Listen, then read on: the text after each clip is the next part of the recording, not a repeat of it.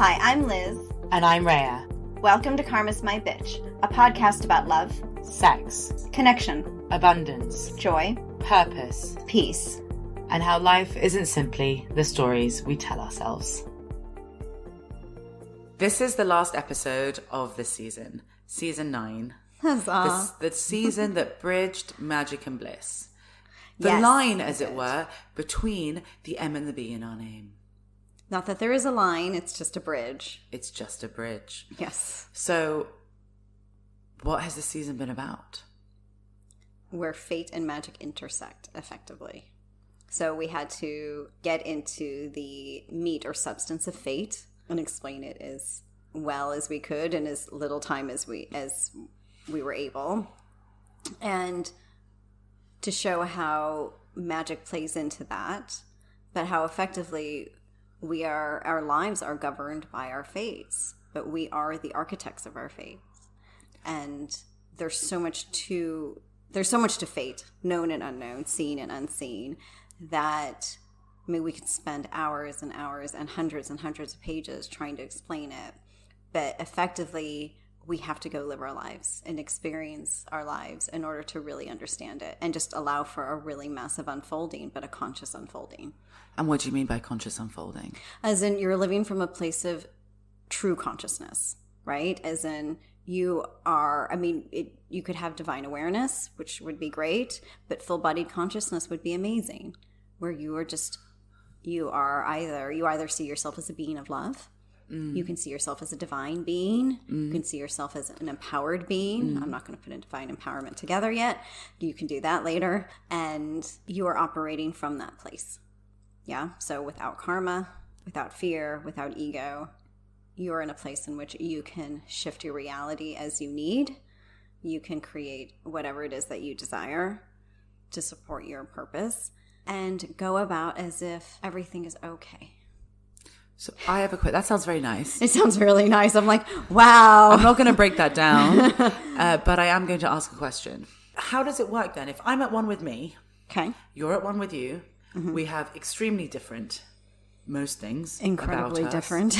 but somehow we are one? Even though we're one, your purpose and my purpose may not fully align. Funny enough, we have just found a point of convergence though, right? Yeah. Which is really cool. Yeah. Where we enjoy working together. We've developed a massively deep collab, and it's something that we're like, we can't even see an end to it yet. That's nice. Yeah. Yeah. It's like, I can't really see an end to it. it's hit some nice little momentum there, and so it'll just keep unfolding until it stops, and we'll know. Yeah. It's really nice. That's the sort of generously expansive nature of fate, that we can do that, right?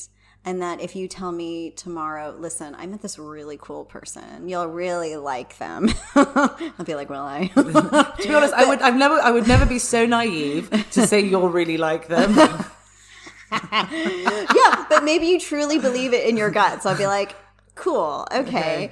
And you know what? I have this feeling. I'm just going to go work with him for a bit. And I'll be like, nice. We've created this awesome thing. It's not going anywhere. Yeah. It's gained momentum. It's not going to really require a whole lot of energy from us. Just keep going and going. And then you go off and you go do your thing. I go off and do my thing. That's how any kind of relationship in Higher Consciousness Plus is going to work.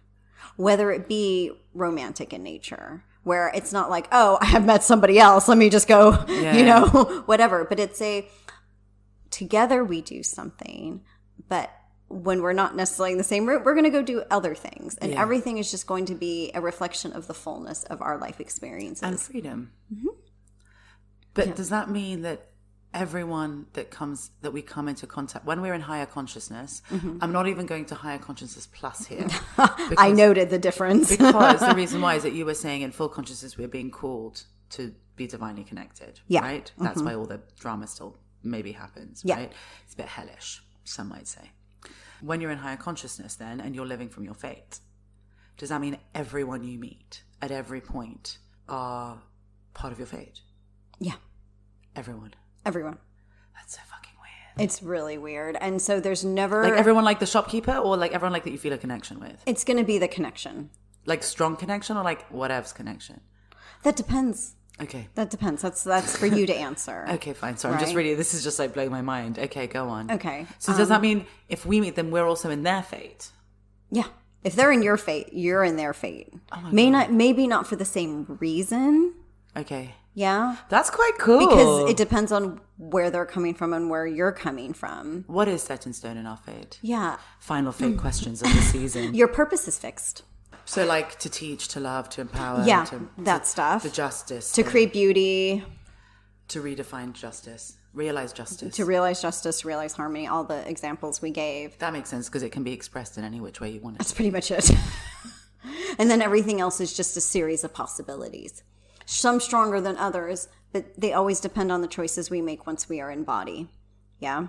So at some point, your family becomes set in stone, right? Like, but not always, because there could be last minute decisions and changes and shifts, like, oh, I can't come through this for whatever reason, let me maybe I'll just be born through that person, I'll come through that way. We always have to be ready for those types of changes.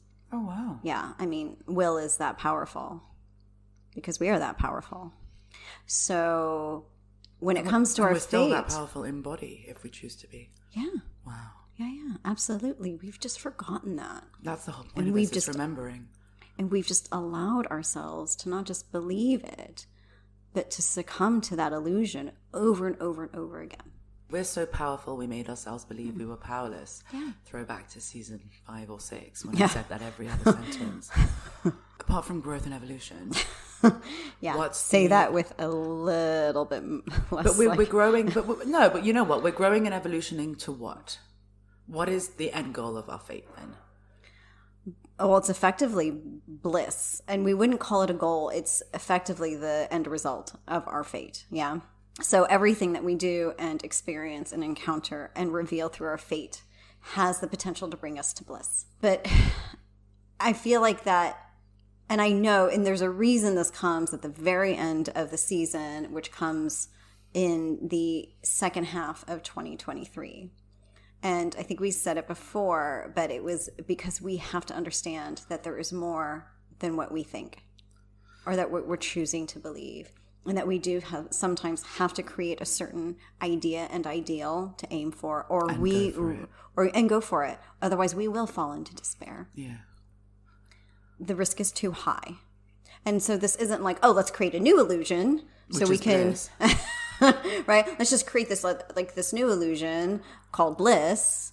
And if we do that, then we can at least trick ourselves into thinking that life will just be somehow blissful or better if we can just whatever, right? It's kind of like the mind will just kind of create a new fantasy. Mm.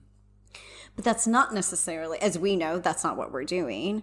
And also, as we know it's possible because we can create it. Like the moment an idea exists, it's already in the ethers. It just needs to be able to find a channel through in order to be realized in our physical reality. Okay. Full stop. If we start to tell ourselves that it's just an illusion, it's just a new coping mechanism to get by, not only are we lying to ourselves, we're already defeated before we're out the gate. Okay. So we have to understand it's real. And the thing is, I think deep down inside all of us, you wouldn't go through your karma. You wouldn't do anything unless you knew on some level, deep down somewhere, not just anything is better than this, but something is better than this. Yeah. I think that at one point in our lives, without all the separation, socialization, everything else, we've known that it's possible. Mm-hmm. Otherwise, we wouldn't still be in body. And that's the truth. Yeah. The key that gets us out of this idea that everything sucks and the only way through is the illusion, right? AKA gratitude, AKA positive thinking, AKA toxic positivity, exactly. AKA manifestation, AKA all the things. It's consciousness. And the reason why it is real, like when it is real, it's real is because it comes through us. And it's awareness, right? Yeah. I just know there's more. I can see more. It's like, and I've used this example, I know I've written this example, but we might never have said it out loud, is that when you're a kid and you look at a color, let's say green, it's green.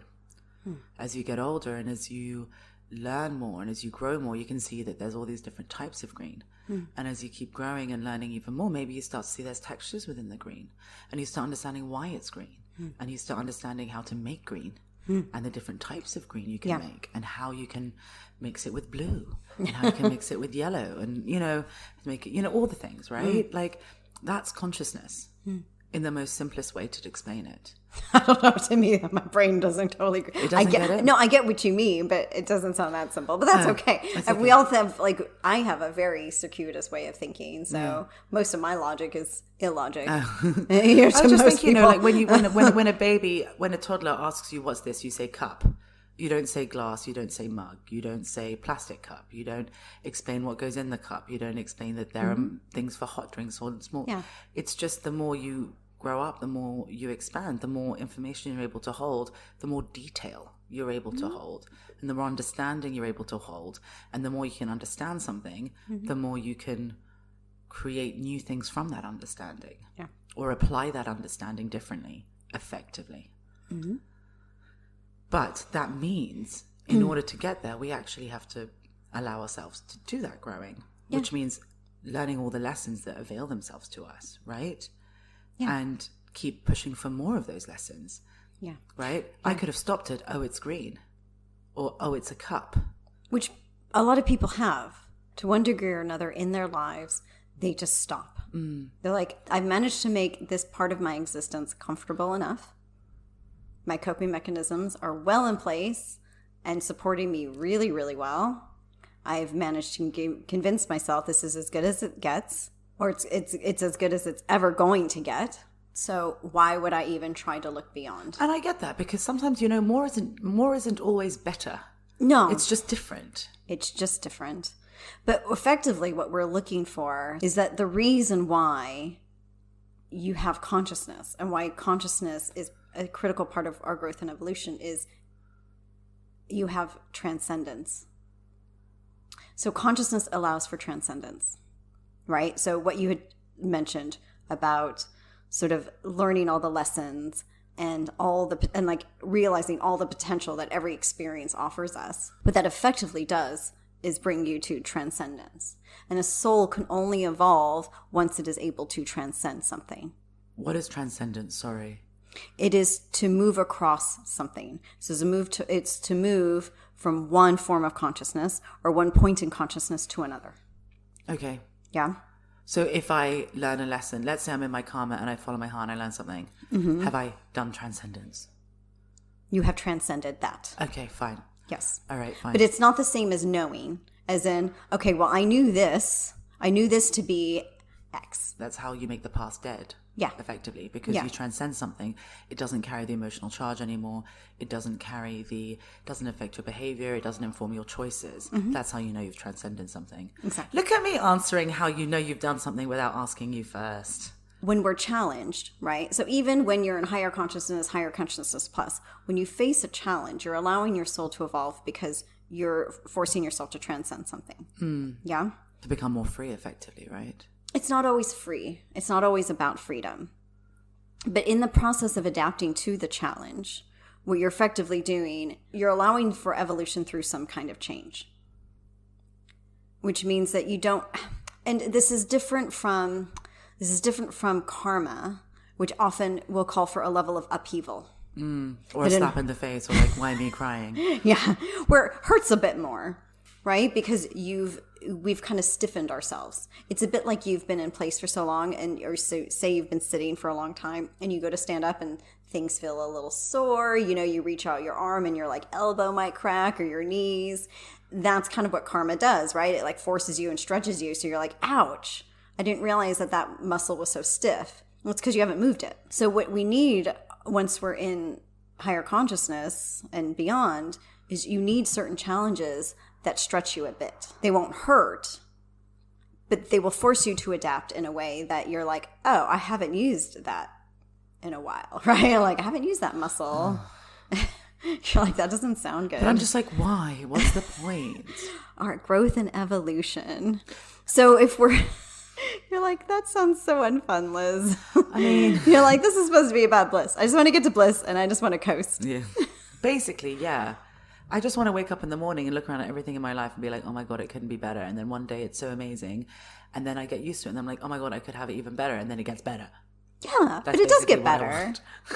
It does get better, but our human reality sometimes is just a fucking inconvenience. Okay, I mean, I'll use my life as an example for a moment, not the entire life, because what a long, boring story. But I move cities a lot. I haven't moved cities in quite some time. Past 2 times have been like every 6 years as opposed to every 2. But let me tell you, moving is a bitch. I'll never get used to it. I fucking hate packing. I hate the idea of movers coming into my house and touching all my shit. But they have to. But you have to, before a mover comes, you have to organize. You have to pull everything out of the drawers. And yeah, I just don't like moving. But I fucking do it. Because I know that somewhere on the other side of whatever ocean I'm crossing or whatever continent I'm getting to is going to be new opportunities. I mean, if I hadn't agreed to this move, I would have never met you, Rhea. Aww. Right? Did you not want to agree to it? Were you hesitating? No, I didn't hesitate. When they floated London, I was like, I'm there. I don't care that I hate the weather. I don't care that the last time I was there. You need to go. I just know. Well, anytime an opportunity presents itself. And when you saw me the first time, how did you feel? Anything? We're like, oh, there she is. No. Did you know? No, there was no sense of soul recognition. I just remember thinking, that girl seems like she knows she's like really too cool for this room. Which I didn't. You so faked it till you made it. I was like, you walked in like you just kind of, you didn't own it. It wasn't like popular girl bullshit, but it was just like, I could take this or leave this. Like, I'm cool. I could, though, because it was exercise. I didn't realize that till later that that's what it was. And there I am, like, woohoo, like, I love dancing, I love moving, and I'm so into this because I'm a dork. And you're like, whatever. I really was. I was like, how does she like exercise this much? I mean, to be fair, to show what fate was really like and optimal time for all, we danced next to each other for what, a year? Yeah, at least. Before we even had our first session, So actually, sometimes it is just at the right time. It really is. But if I hadn't said yes to this move, who knows where either one of us would have been or where we'd have ended up. And that's a massive stretch. It's for my being, my human life as well as my soul, because I'm constantly adapting. And if I'm doing it with other, I've done it with my kids, my husband. And so we're doing it with other people. It's just a stretch, right? But they're not necessarily like horrible. They're just massively annoying. Okay. So that's what it could look like. Fine. It may not require a transatlantic move, but we got to stretch a bit. Okay. We just got to sometimes work really hard. Yeah, exactly. It's just temporary. But I still maintain, why does any of this really matter? My fate is about my purpose rather than the relationships, which are the accents inside it, right? Mm-hmm. So okay, I can go and I can have relationships, I can have sex, I can make money, all I have is enough. Like, externally things look okay, my coping mechanisms are fantastic, like, who cares? Like, genuinely, right. Who cares? Why have I bothered to do any of this?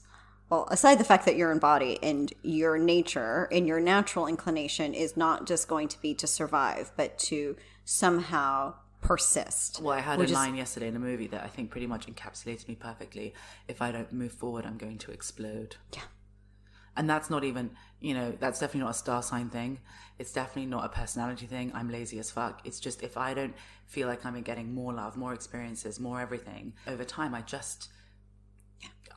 feel the space, I get sad, I get defeatist, and it's not good for me. No, it's not. And it's really not good for anyone. And I'm not talking about going on a roller coaster. I'm like, okay, a really nice dinner with someone I love, a new holiday destination with someone I laugh with, I'm not talking about things that are I'm not asking for too much, people. I'm really not asking for crazy. When I say more, it's not like, like a platinum single. No, I'm not saying anything like that. It's just more experiences, different experiences. Yeah. The goal is to not try to top everything. No, effectively, it's just more different. Yeah, karmic ego.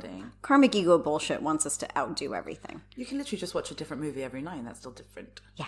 The spiritual perspective or the expanded perspective behind fate and why this is the last episode is to explain one of the most critical pieces of our fate has to do with how our fate and the fate of the world are connected. Okay. I mean, that sounds super dramatic. It does sound super dramatic, but earlier on, we already blew my mind with the if I'm in their fate, they're in my fate kind of thing. So I already feel a bit important in other people's lives other than just my own. So I already feel a bit loved. It really doesn't take much sometimes. No, I am easy. You are very easy. I am so easy. Listen to me, validate me a little bit, be a bit humble and kind. You've rocked my world. I'm a spiritual slut. I am. Peace and love for all. What? So... But I'm a monogamous spiritual slut. So our rather long and circuitous introduction to this episode was effectively just to be able to explain how, just as my fate was connected to yours because we work together, right? And anyone and everyone that we've ever engaged with as well is somehow connected. And that's why we've always said, I don't know, from the very beginning, that 5D is effectively a relational concept. Yeah. So that everyone we've been engaged with, that we're connected, somehow we're connected in our larger fates. So that means that the fact that we live here on Earth, right? We're in body, we live on Earth, and depend upon the Earth for our survival means we're just as connected to Earth's fate. Okay. Does that make sense? Yeah. So we're not just inhabitants of Earth. We're also, through our fates, connected to Earth's fate and how that is unfolding. When we understand that our fates are connected to Earth's fate, it complicates things for a moment. Like when you really stop to think about it, it's understandable that so many people have this alarmist view of like, whatever's happening to Earth is somehow going to affect us. But because a lot of that's fear-based or comes off as fear-based, we're not going to pay attention to it because we have other things to do. To be honest, as souls, we're often, until we've really wrapped up our karma, until we've really gotten into our purpose and living from our larger fate, we could give a fuck. Also, you just can't respect anything unless you respect yourself, so it's going to take a while. It's going to take a while. So when we are looking at how intertwined our fates can be with others, the moment we realize that we all share a larger connection, it doesn't necessarily mean that I am responsible for you and vice versa. We're not necessarily responsible for the individual on the other side of the world.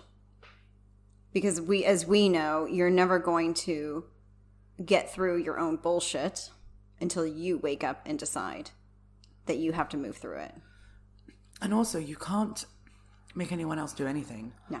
Like, actually, we discussed this in one of the last episodes of season 5, and I always thought it was such a weird episode. But now I guess it's making more sense. There are some people who don't have the capacity right now to worry about their recycling. No. Because they're more worried about how they're going to feed their families. Yes. There are some people who don't have the capacity right now to worry about how they're heating their homes, as long as they're heating them. Mm-hmm. You have to understand that everything's relative. So effectively, if our fates can intersect even in a distant way through the mere fact that we're living, breathing human beings alive at the same time, I cannot live for you just as much as you cannot live for me.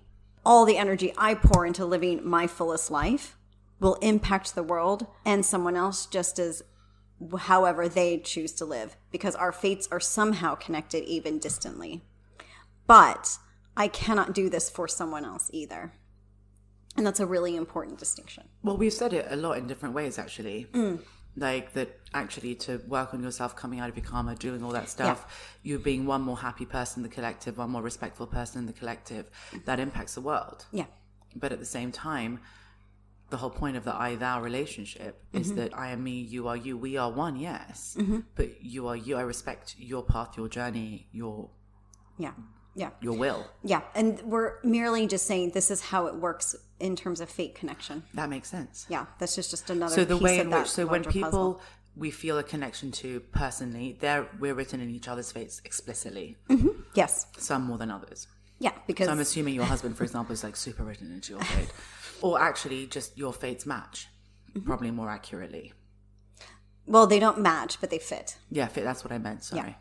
Yeah. I guess match makes it sound like matchy. No. No. But because no one fate is the same as anyone else. Again, that's part of like your unique divine self. That's part of like your point of essence a bit. I mean, it's all reflected. That makes sense. Yeah.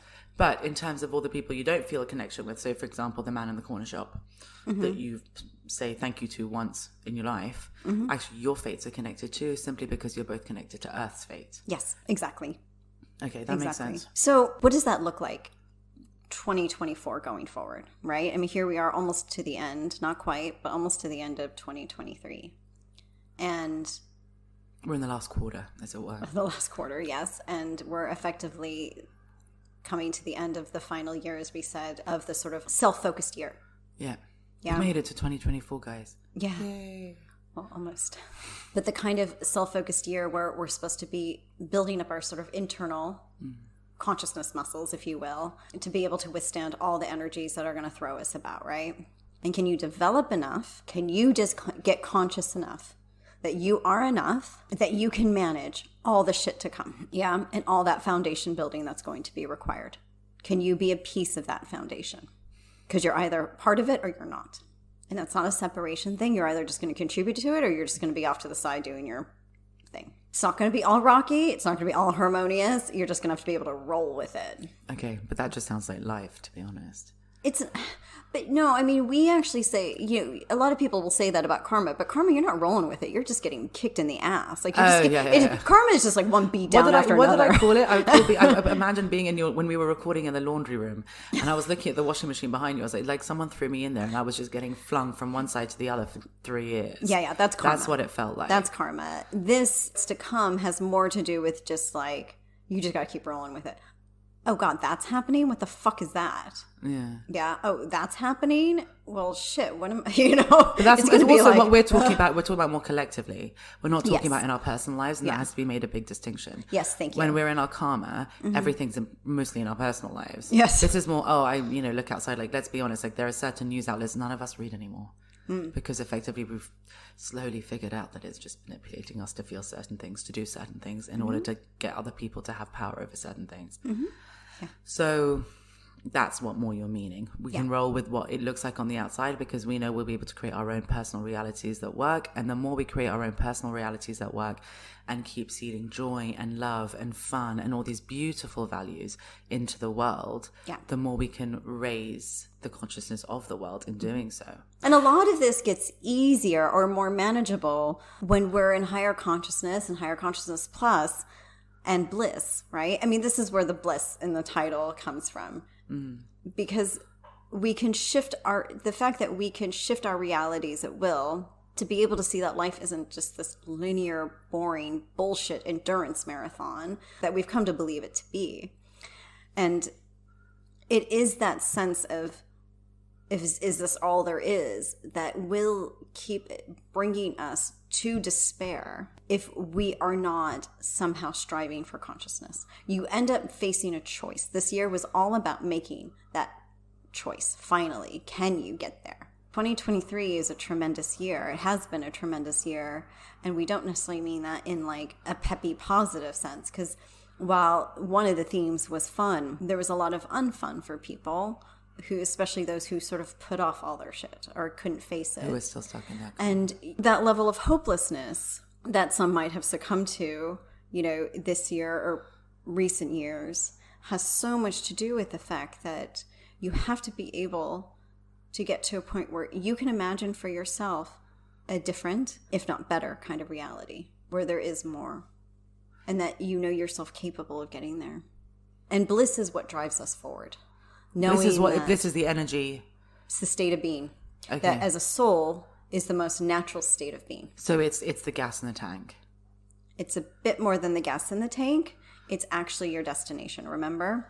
So it's really where a soul knows when it is in bliss, it is at its fullest, highest capacity. And then that's when it can create everything. Everything and feel its most divine self. Because once you're in bliss, you're in bliss. There ain't no coming out of bliss. No, not at all. Yeah, which is what we said in previous episodes, in season 4.1 and all the ones we talk about happy, you get to happy and then afterwards you get to bliss. Yeah. Thank you for listening. For more information, articles, and inspiration, find us at karmasmybitch.com and at karmasmybitch.insta. And if you liked what you heard, please subscribe and leave us a review.